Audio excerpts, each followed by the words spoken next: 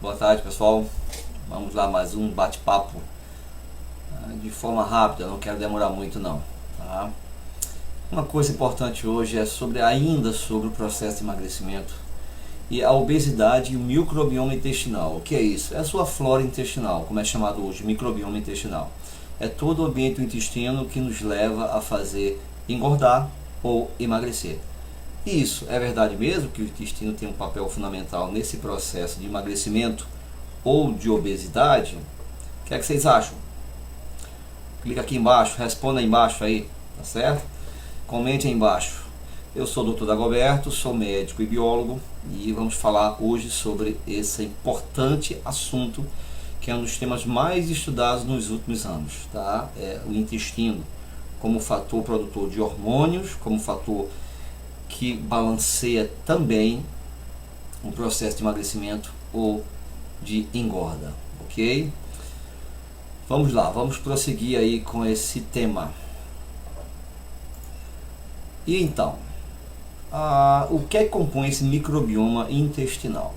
Vamos lá, o que compõe? Primeiramente, primeiro tópico, as bactérias intestinais.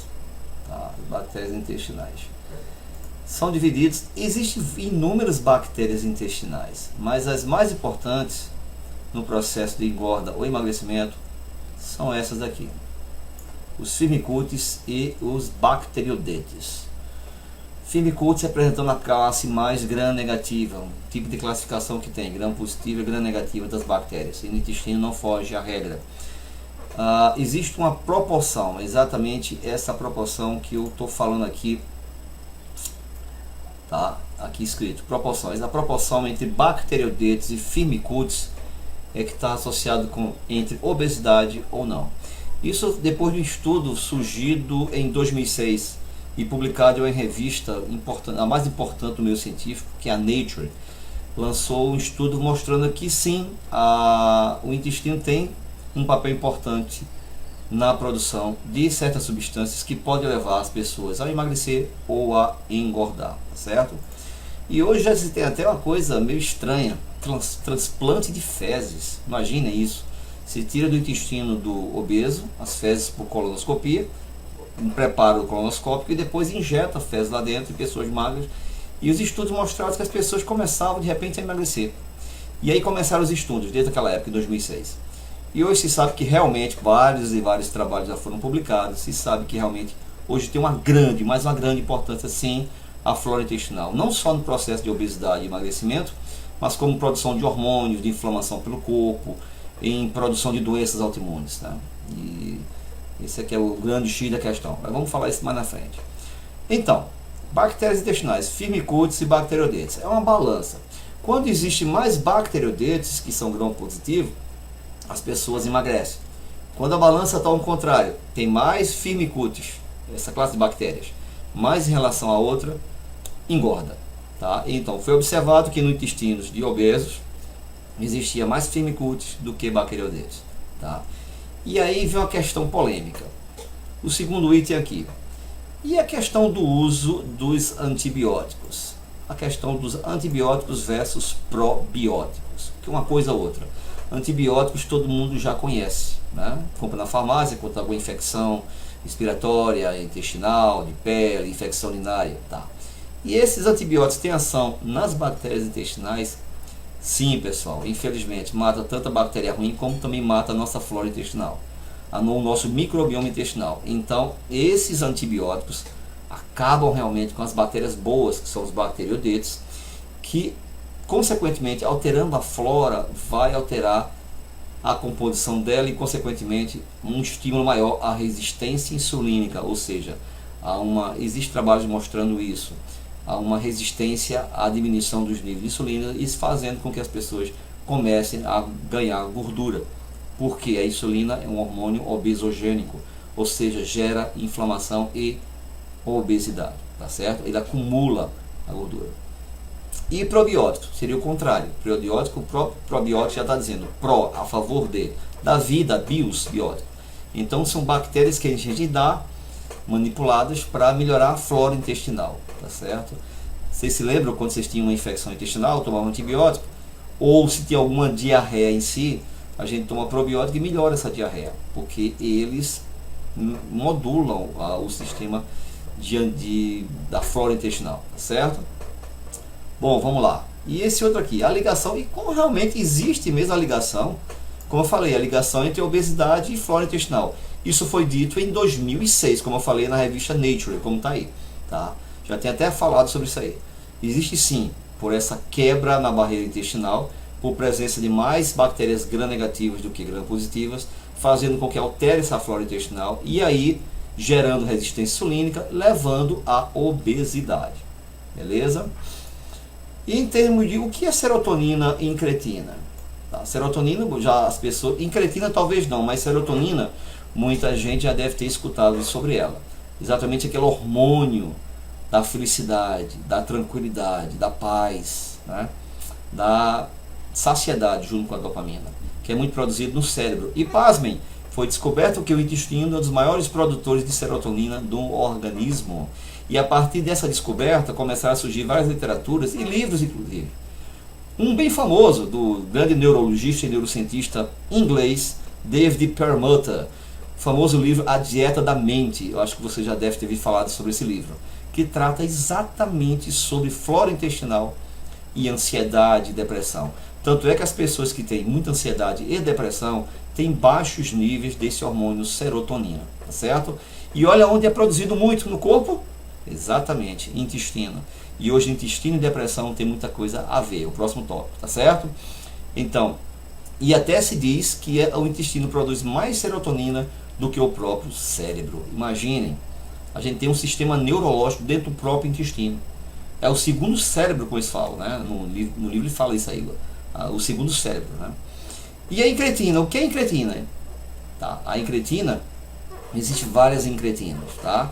Dentre elas, a mais importante para a obesidade é a GLP-1, tá? Que é produzido naturalmente nas células L do intestino, tá? Isso faz com que haja uma saciedade, a pessoa fica mais saciada. Só que tem um porém, ela só dura na circulação sanguínea, quando cai, 1 a 2 minutos, rapidamente ela é degradada. Por quem? Esse concorrente aqui do lado, o DPP4, que é uma enzima, uma proteína, que degrada o GLP-1. É uma balança que a natureza deu. Porque se a gente ficar só com GLP-1, a gente ia ficar saciado o tempo todo e ia perder peso, emagrecer muito. E isso o organismo não quer, favoreceria a existência do ser humano na Terra. Tem que dar fome para comer e se alimentar. E é onde entra a DPP4. Ela inibe, ela quebra essa incretina, aumentando a grelina, aumentando a fome. Tá? E inclusive você já deve ter escutado nos medicamentos que os endócrinos usam. Um mais conhecido que fez uma coqueluche, um sucesso na época do lançamento, Victoza. Victoza é a liraglutida, a droga. Essa liraglutida faz aumentar esse GLP-1, que vai dar saciedade e a pessoa começa a emagrecer. E olha que funciona muito, viu? Já lançaram outras incretinas depois dela, como a dulaglutida e recentemente a semaglutida, onde a gente usa muito no processo de emagrecimento, tá certo? Quando necessário. Quando dietas low carb, outras dietas, alimentação, reeducação não resolve, a gente passa para os análogos de GLP-1, que é isso aí, tá? E aí, DPP4, e também existem medicamentos para diabetes, como o Januvia, o Galvus, que inibe esse DPP4, consequentemente aumenta o GLP-1, beleza? Uma outra coisa aqui é o que? O que é que tem a ligação? O que é que acontece com a obesidade em si? O que é que tem a ver o intestino com isso? Exatamente aqui, quando desregulada, a flora desregulada, causa isso aqui, doenças autoimunes. A medicina chinesa, como aí está falando, mostrando, a medicina chinesa há anos, há mais de 4.000 anos que fala, toda doença começa nos intestinos. E eles estavam certos, há 4.000 anos atrás. Em primeiros compêndios da Acta Médica chinesa, dizendo isso aí, que já dizia isso, toda doença começa nos intestinos. Eles tinham razão. Hoje se sabe que a alteração de flora leva a doenças autoimunes. Quais são as doenças autoimunes? Só vou dar um exemplo. A esclerose múltipla, a artrite reumatoide, a psoríase, lúpus, vitiligo. Isso são doenças autoimunes, para dar alguns exemplos, tá certo? E inflamação e depressão, como já falei, porque diminui a serotonina e aumenta os níveis de ansiedade e depressão. Olha como o intestino, a flora intestinal é tão importante para a gente. E a inflamação. A causa hoje se sabe das doenças cardiovasculares, dos infartos, dos derrames, AVCs, tem a ver com a inflamação crônica.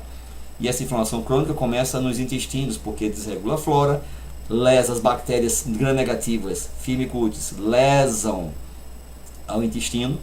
Isso faz que absorva coisas que embaixo dessa mucosa, essa pele do intestino, tem um sistema imunológico também, que vai reativar o próprio organismo para lutar contra ele mesmo, gerando doenças autoimunes, tá certo? E essa inflamação se leva para os vasos sanguíneos, levando a infartos e AVCs, derrames, tá certo? E então, o que é que a gente pode fazer? O que é que a gente pode fazer para melhorar a nossa microbiota intestinal, a nossa flora intestinal? Tem várias coisas. Eu botei algumas coisas aqui como exemplo. O kefir. O kefir é um tipo de fermentado que fabrica até em casa, muito barato, por sinal, e doa, as pessoas doam inclusive. Lojas naturais vendem kefir já pronto para a pessoa não ter tanto trabalho. E tem pessoas que doam kefir, você faz de uma maneira fácil, se encontrar na internet, vários assuntos sobre isso, faz facilmente em casa, ele prolifera tanto que você termina dando para as pessoas, porque não vai ficar com aquela quantidade grande dentro de casa. Isso ele estimula muito a flora intestinal, protege muito a flora intestinal, tá certo? Kefir é uma palavra do alemão, que vem dizendo que é o elixir da vida. É uma coisa que realmente é muito bom para a flora intestinal. Repõe a flora. Uma outra forma de repor a flora é exatamente isso aqui, através de probióticos. Os probióticos a gente dá em formulação, manda formular, vai em farmácia de manipulação e compra. Como também existe já pronto, em lojas de suplementos alimentares, nas lojas naturais, como é conhecido. Tem várias marcas, tem a Vitafol, que produz também probióticos, o Simforte, tem vários outros, tá? Ou manda manipular, tá? É uma forma também, é uma forma mais cara, concordo com vocês, mais cara. É mais fácil fazer o probiótico, mas aí dá trabalho, as pessoas não querem ter trabalho e fazem isso. E os pré-bióticos? Os pré-bióticos, exatamente, são aquelas coisas que as bactérias se alimentam, tá? As bactérias se alimentam. Quais são eles? Cúrcuma, lembra do açafrão da terra? Pois é, ele melhora a microbiota intestinal, né? As fibras que tem nas frutas, por isso que não se deve tomar suco de fruta, e sim ingerir as frutas com casca, bagaço, como a tangerina, a casca da maçã, porque é rico em fibra, isso melhora a produção inclusive de GLP-1, sabiam? A inulina é uma coisa que a gente coloca junto com os probióticos em formulação para melhorar também. E uma coisa muito importante, pessoal, duas coisas agora que vem na frente aqui, ó. A biomassa de banana verde e a manteiga. Sim, a manteiga está liberada, não faz mal não. O que faz mal é margarina, como já falei em vídeos anteriores. E essa biomassa de banana verde são os bolinhos que vêm de lojas naturais, ou você faz em casa, ou em lojas naturais, você compra pronto. E aí você pega isso daí, come um bolinho desse por dia, uma bolinha pequena. Isso melhora muito a sua flora intestinal e é cientificamente comprovado que aumenta os níveis de GLP-1, aumentando a saciedade e favorecendo o emagrecimento, tá vendo? E a manteiga, sim, a manteiga tem uma substância, uma gordura, um ácido graxo chamado butirato. Tem 4 carbonos, butirato. O butirato ele estimula as células L do intestino a produzir GLP-1, essa substância que sacia, que tem naquelas injeções que a gente toma para emagrecer, tá certo? Como eu falei anteriormente, como Victosa que eu dei como exemplo. Olha a importância só da manteiga. O que não presta é margarina, minha gente. Manteiga é saudável, tá certo? E por último, uma alimentação saudável, ou seja, coma comida de verdade, tá certo? Uma alimentação balanceada, rica em fibras, verduras, legumes, tá certo? Proteínas. Uma alimentação boa, comida de verdade, e não comida programada, comida processada, comida, essa maior parte que vem nos supermercados. Comam comida de verdade. Pois é aí, pessoal, era esse bate-papo que eu queria ter com vocês hoje. Agradeço aí o tempinho livre. Tornou-se em 14 minutos, 15 minutos no nosso bate-papo. E agradeço aí pela atenção de vocês e tenham um excelente resto de fim de semana.